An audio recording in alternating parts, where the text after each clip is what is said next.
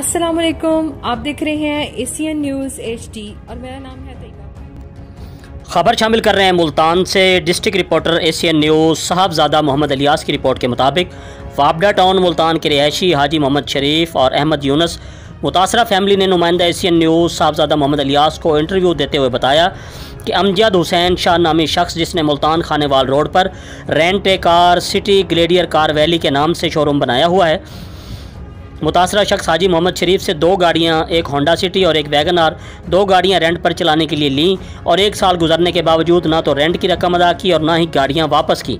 मालिक के रेंट और गाड़ियाँ वापस करने पर टाल मटोल करता रहा और ना ही गाड़ियाँ वापस की और ना ही रेंट की रकम अदा की। 1 साल धक्के खाने के बाद मुतासरा शख्स ने थाना BZU में दरख्वास्त गुजारी, लेकिन 1 हफ्ता गुजरने के बावजूद पुलिस ने कोई कार्रवाई ना की है।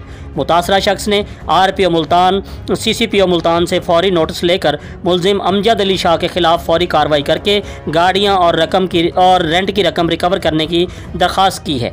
जी, मज़ीद तफसील district reporter Multan Asian news Sahabzada Mohammad Ilyas की इस रिपोर्ट में।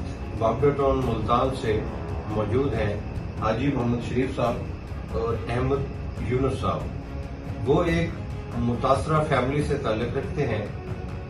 एक शख्स अमजद हुसैन शाह जिन्होंने खानेवाल रोड मुल्तान पर अपना एक रेंट ए कार के नाम से ऑफिस बना रखा है और वो लोगों से गाड़ियां लेकर गाड़ियां गबन कर देते हैं और शुरफा को ना तो रेंट पे पैसे दिए जाते हैं और ना ही गाड़ियां वापस दी जाती हैं। 1 साल कबल हाजी शरीफ साहब और अहमद साहब ने एक होंडा सिटी और एक वैगन आर जो है वो अमजद हुसैन शाह को रेंट पर चलाने के लिए दी। 1 साल गुजरने के बाद जाती इस्तेमाल के लिए जब गाड़ियों की जरूरत पड़ी तो तकाजा किया अमजद हुसैन शाह से, तो वो टाल मटोल करने लगा और गाड़ियां जो है वो वापस करने से इनकारी है। तो हाजी साहब और अहमद साहब ने थाना BZU मुल्तान में उनके खिलाफ फ्रंट डेस्क पे एक एप्लीकेशन गुजारी। 1 हफ्ता गुजरने के बाद पुलिस की तरफ से कोई खातिर का रिस्पॉन्स जो है वो नहीं दिया गया, क्योंकि इल्जाम जो है वो बहुत बाअसर है। और आए मज़ीद खबरों से बाखबर रहने के लिए देखते रहिए एशियन न्यूज़ HD।